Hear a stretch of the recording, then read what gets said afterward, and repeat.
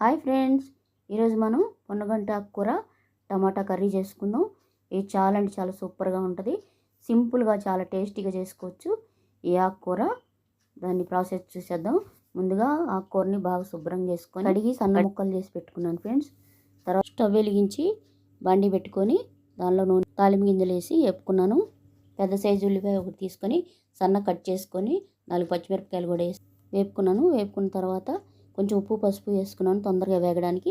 తర్వాత కొంచెం అల్లం వెల్లుల్లి పేస్ట్ వేసుకున్నాను మగ్గడానికి.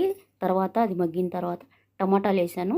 వేసి అది కూడా మగ్గిన తర్వాత ఈ ఆకుకూరను కూడా పెట్టాను. సన్న మంట మీద బాగా మూత పెట్టి వేపుకున్నాను.